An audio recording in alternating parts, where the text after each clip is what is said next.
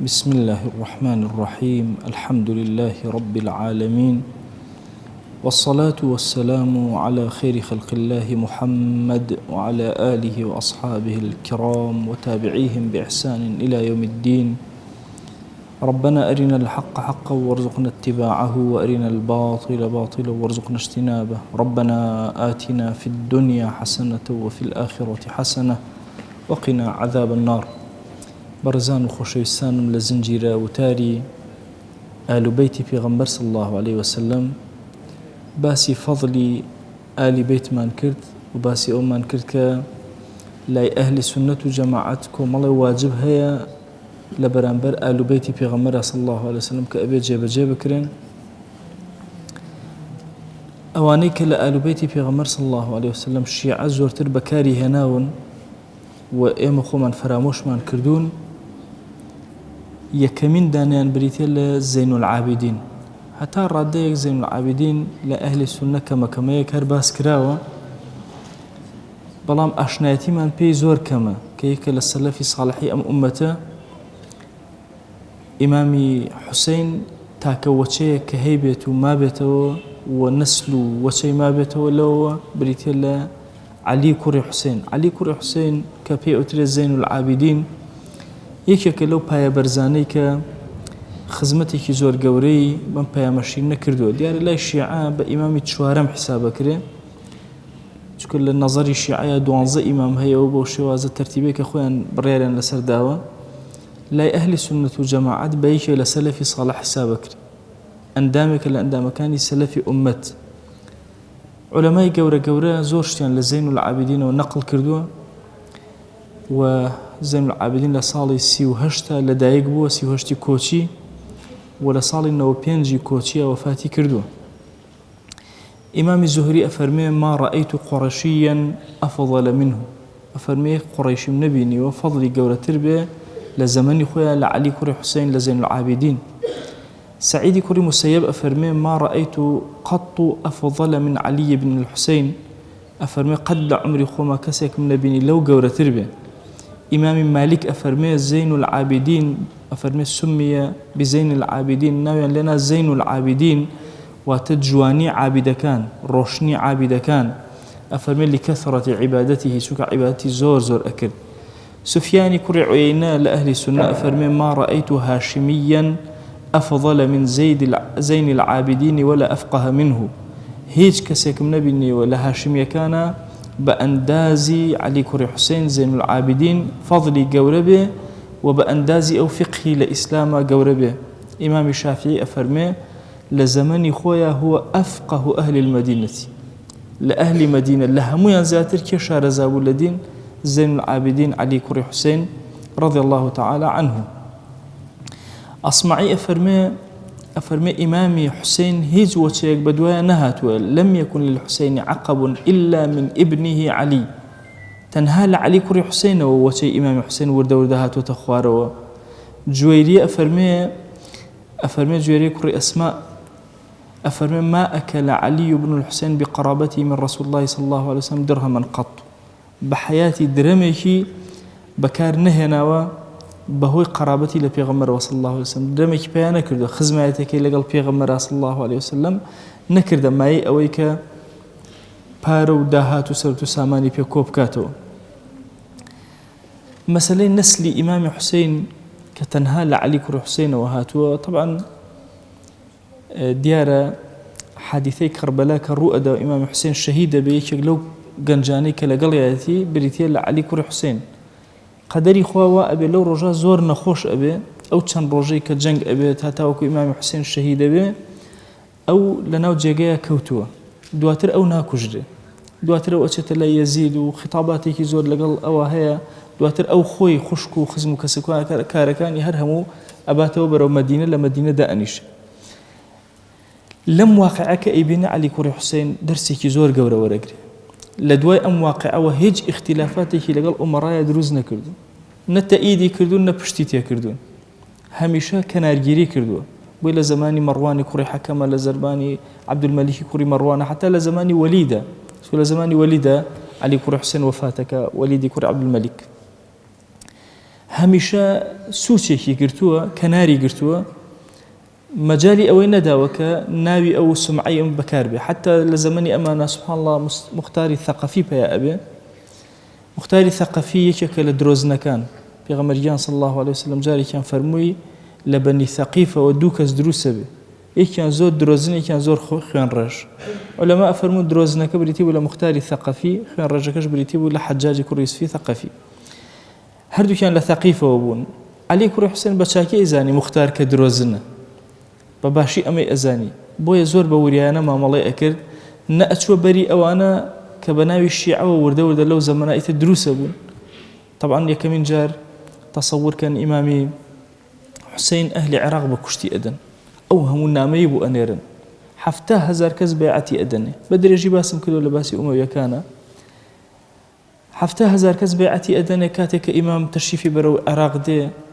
لەبەرەوەی ئەمانە بەیعەتیان داوەتێ واجبە لەسەری حتى ئیبن عەباس و زۆرێک لە خزمەکان پێ ئەڵێن مەڕۆ چونکە ئەم ئیشە کە تۆ ئەیکەی هەڵەیە ئەهلی عێراق ئەهلی ثقە و متمانە نین ئەوانە متمانەی باوکتیان لە دەستدا متمانەی برایان لە دەستدای باوکیان کوشتی هەوڵیاندا برات بکوژن کە ئیمامی حەسەنە لەبەرەوە تۆ ئەمە مەکە فەرمووی تازە بەیعەتیان داومەتەوە واجبە لەسەر شانم ئەوێ بڕۆم کاتێک کە نزیکی عێراق بۆ سێری کرد کەسی لەگەڵا نەماوە بۆی هەر خۆی ئەو چەند خزمەمانەوە لەگەڵ چەند کەسێکی کەمە کە لە عێراقەوە لە مەککەوە با بڵێ حیجازەوە لەگەڵ یا دەرچوو بوون ئەمانە هەمویان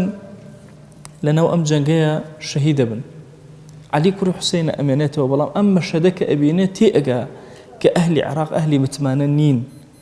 بۆیە چەند شۆڕش لە دوای ئەوە ئەهلی عێراق کردویان حرەکەی تەوابین دروست بووە حرەکەی مختاری ثەقەفی دروست بووە هەموو ئەمانە یەکەم جار کە ئەنەما تەوبەکارن حرەکەی تەوابین هەر ئەوانە بوون کە پشتیان کردە ئیمامی حوسێن تا بە شەهیدکردنیاندا دوای حرەکەیان دروست کرد بەناوی حرەکەی تەوابین کە ئەنەما تەوبەمان کردو گەڕاوینەتەوە و پەشیمان بووینەتەوە دواتر عینەن لە بابنە زەمەنی مختاری ثەقەفیە عینەن بە هەمان چەشن ئەوانە دەوری مختاری ثەقەفیان گرتەوە و هەوڵێکی زۆر گەورەیاندا هەتاوەکو جۆرێک لە جۆرەکان ئال و بەیتی پێغەمبەر صلی الله عليه وسلم بەکار بێن بۆیە عەلی کوڕی حوسێن زۆر چاک لەمانە تێگەیشت بوو بە هیچ شێوازە تەداخولی نەئەکردن نە ئەو بچێتە پاڵی ئومەویەکان نە ئەو بچێتە پاڵی ئەوان هەمویان یەک ڕایان بەرز کردبووەوە چ ئیبن عەباس چ ئیبن عومەر چ عەلی کوڕی حوسێن ئەم گەورە پیاوانە ئەیانوت ئەگەر عالەمی ئیسلامی یەکلا بووە بۆ کەسێک ئێمە بەیعەتی ئەدەینێ یەکلا نەبووە بەیعەتی نادەین بۆیە هەمویان ئەمانە ئەم گەورە پیاوانە لەم ئاستا ماونەتەوە عەلی کوڕی حوسێن یەکێکە لەوانەی کە لەم ئاستەیە ماوەتەوە ڕۆژێکیان مەڕوانی کوڕی حەکەم پێ ئەڵێ ئەی عەلی کوڕی حوسێن وەڵی هەستەکەم وەچەی ئیمامی حوسێن لەسەر زەویان نامێنێت چونکە تۆ کێت هێناوە ئوم عەبدوڵڵات هێناوە طبعا کچی ئیمامی حەسەن خێزانێتی کە ئەکاتە ئامۆزای خۆی فەرمووی هەرچی سیر ئەکەم وەچەتان ئەبڕێتەوە بۆ نایی هەوڵ بدەی کۆمەڵێ جەواری و جاریە پەیاکەی لعل الله يرزقك منهن أي يرزقك منهن بشكم خواهي قورا لوان وشد زياد أكا فرموي ما عندي ما أشتري أو اندمني لله كوا بتوانم جاري كان بكرم فرموي فأنا أقرضك دائما قرض أدمي طبعا قرضك داية 100,000 دينار داية أويش دواتر وشكاني إمامي علي كوري حسين هرهميان لو جواريانا كوا خواسمي أفرمي لدواء مشكاتي كمروان لسر مرقا أو يكر برياي لسر أو داك أو قرزيك لسر علي كوري حسين اللي ورمقرنوا تصورك لما ورده وشيء أمان هات أخواره وشكان ورده زيادي كرد حتى وكو نبرته وجاء أمريك عرزم كردن هرشان زور مختطف وكرته لباسي أهل العراق علي كوري حسين إنسان بنديكي زور قورة ورقرية لم بياوە گەورەوە دەرسێکی زۆر گەورەوە لە کاتی فتنە کە جیهانی ئیسلامی بۆتە دوو بەرە یا چەند بەرەیەک حتا مەسەلەن بەرەی عەبدوڵڵای کوڕی زوبەیر هەیە بەرەی ثەقەفیەکان لەو لاوە هەیە لەم لاوە بەرەی ئومەویەکان هەیە ئەمانە دوورەکەونەوە لە فتنە بە هیچ شێوازە نزیکی فتنە ناکەونەوە ئەمە دەرسێکی زۆر گەورەی تایە ئەڵەن کەی جیهانی ئیسلامی یەکی گر ئێمە لەگەڵیانە ئەبین لە زەمەنی فتنە ناتوانین لەگەڵتان نابین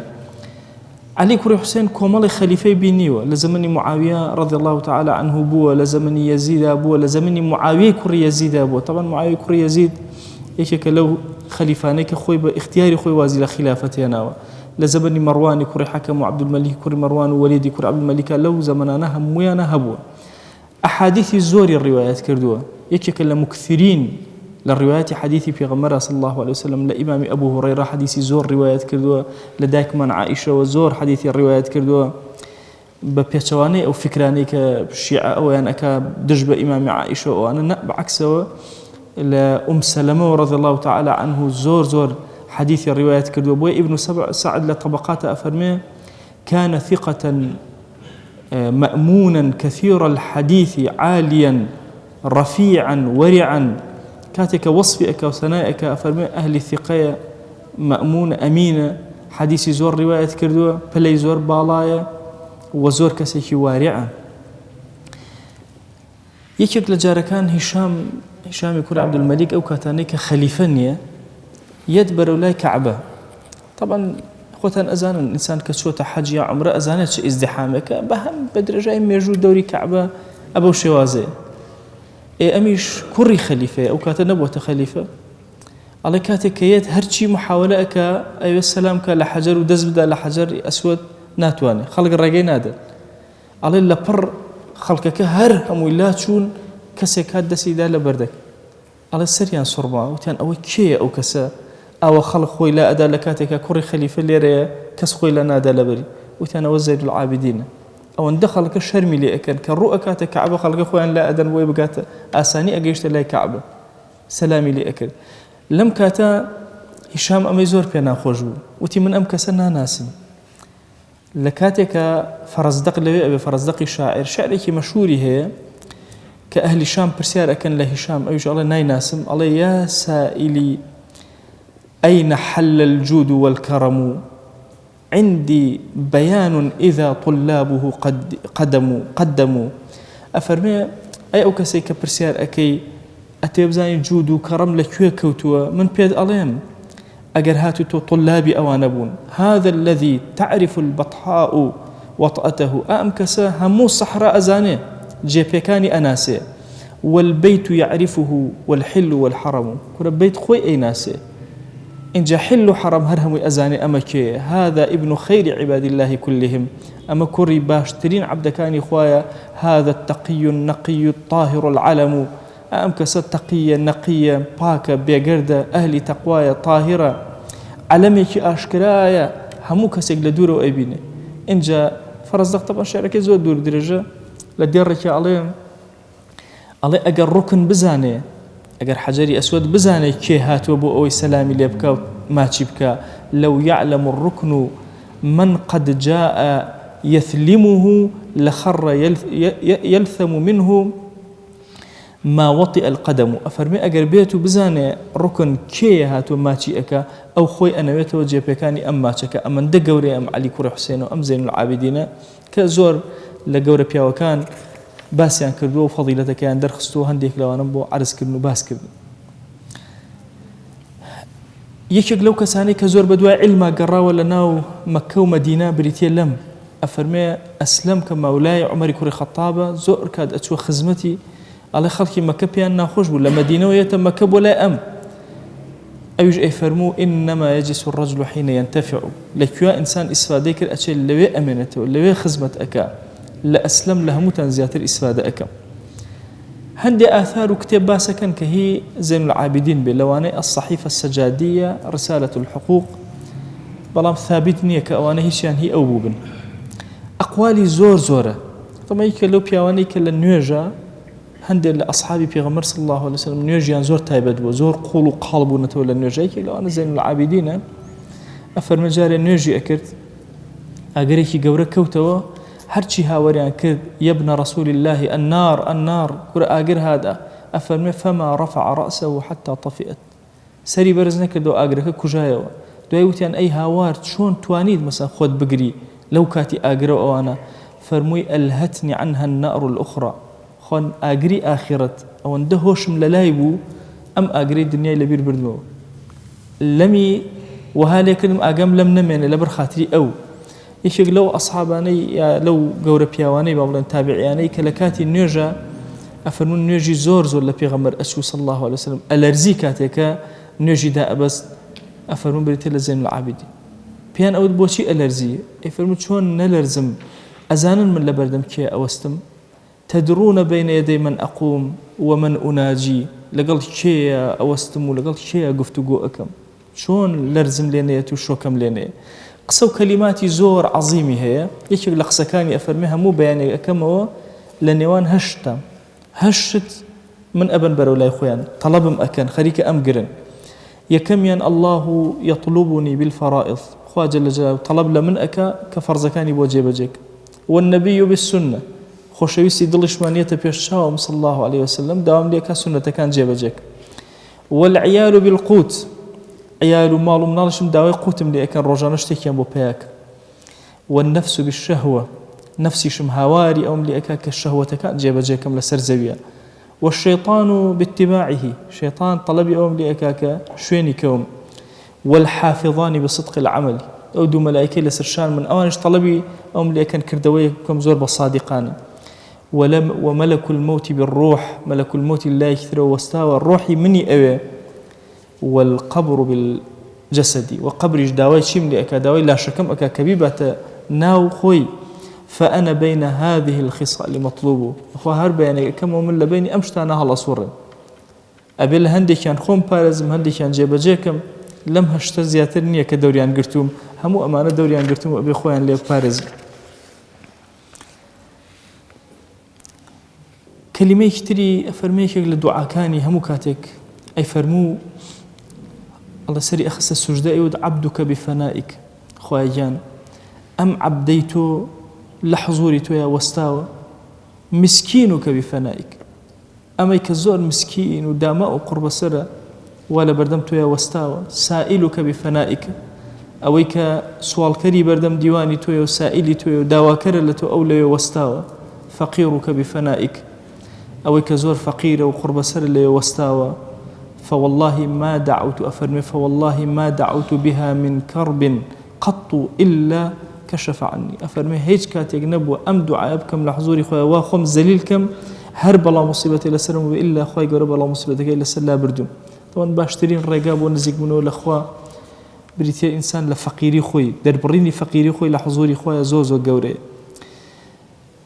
ليش لما أقول كان أفرمي إن الله يحب المذنب التواب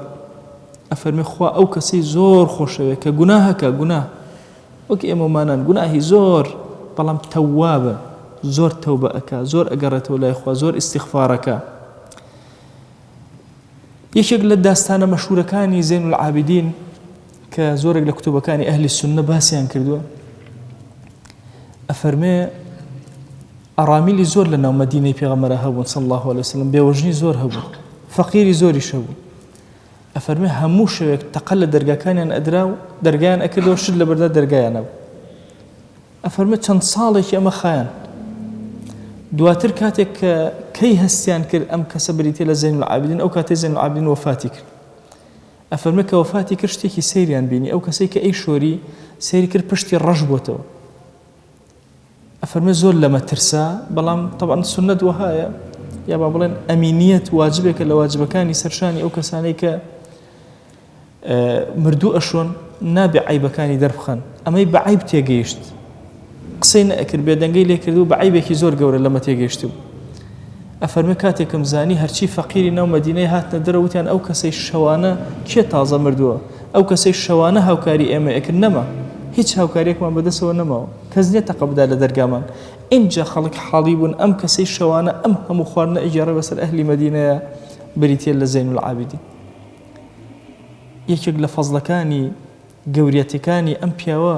صدقي سر لشوا كخوي أفرمي إن الصدقة في سواد الليل تطفئ غضب الرب أفرمي أو كسيك صدقائك وخير خيراتك لشوا لتاريك شوا تريخوا بما أكجته وصدقي سر شوان أكجته ويزور قولي إنسان ببئة قداري ببخشه شن صدقي أشكرا أجر فضلي هي صدقي سر بهمان تشن فضل قوليك زوري هي ويعلماء فرمي أنا زكاتك بأشكرا درك صدقة كان بپنهان درك زكاتك بأشكرا درك تشكو حقي خويا فرضه بو يخلق بزان تو فرضك دا بلام صدقة كانت اواني تريان هموي بسر وپنهان ببخش ما كز نزاني خريكي تشيت بدزي وپنهاني ببخشه ئەفەرمێ یەکێک لەو کەسانەی کە لە سەدەقەی سرڕا دەرسێکی زۆر گەورەی بۆ ئەهلی مەدینە و ئەهلی حیجازەکان دانابریتی و لە زین العابدین لە دوای زین العابدینەوە هەر کەسێک هاتووە لە مەثەل و نمونە لە سەدەقەی سرڕە ئیلا باسی زین العابدینی کردو. زین العابدین زۆر گەورەیە. ئەفەرمێ ئەگەر برایەکم محتاجێکی هەبێت کە ئەچم بەدەمیەوە ئەڵێ وەڵاهی شەرمەکەم لە حزوری خوایە داوای بەهەشت کەم بۆ براکەم بەڵام دنیای خۆمی نەدەم، داوای بەهەشت کەم بۆ براکەم بەڵام دنیای خۆمی لێ بگرمەوە. ئەفەرمێ شەرم ئەکەم لە حزوری خوایە ڕۆژێک لە ڕۆژان بوەستم یا ئیلاهی من یەکێکم لەو عەبدانەی کە فڵانە برام داوای بەهەشتم بۆ کردو، داوای ڕزگاریم بۆ کردو لە دۆزەخ، داوای چیم بۆ کردو لە بینی خۆم و تۆیە ئەوم بۆ داوە بەڵام لە حەقیقەتە لە دنیای خۆم هیچ شتێکم نەداوەت. و یەکێک لەو کەسانی کە زۆر بەخشندەیی نواندووە لە ژیانی خۆیە بریتیە لە زین العابدین. شیعە زۆر کات لە باسی زین العابدینە باسی ئەوە ئەکەن کە زین العابدین بەرامبەر بە هاوڵانی پێغەمبەر صلی الله عليه وسلم قسەی کرد سەیدنا ئەبوبەکر و عومەر بە پێچەوانەوە. ئەوەی لە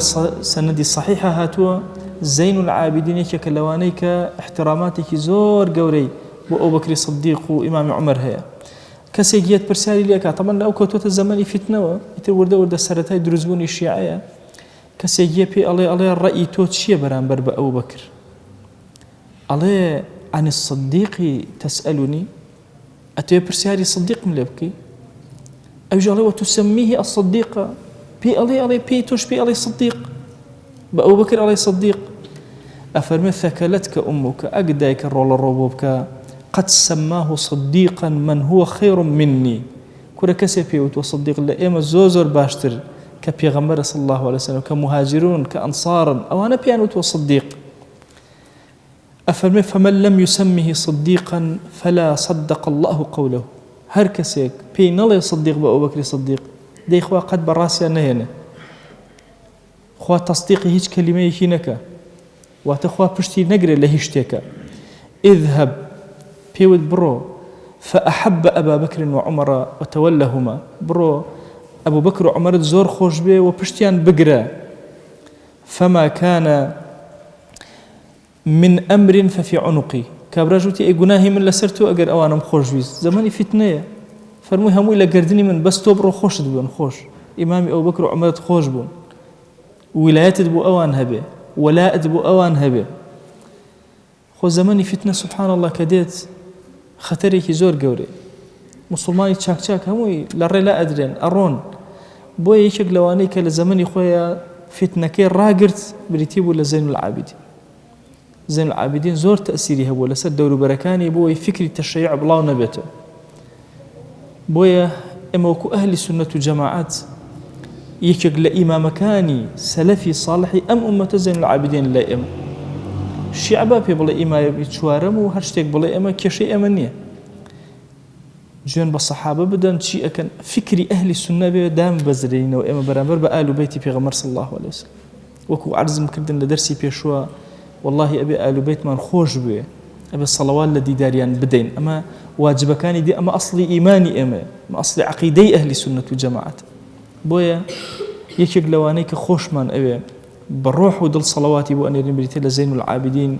علي كر إمام حسين رضي الله تعالى عنهم أجمعين دوام لذاتي باش پروردگار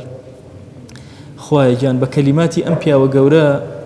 دلكان من أو بدأ ورحمته بزي خود بسرمانا ببارنا يا ربي خواهي لت أبارن ولت ألا علينا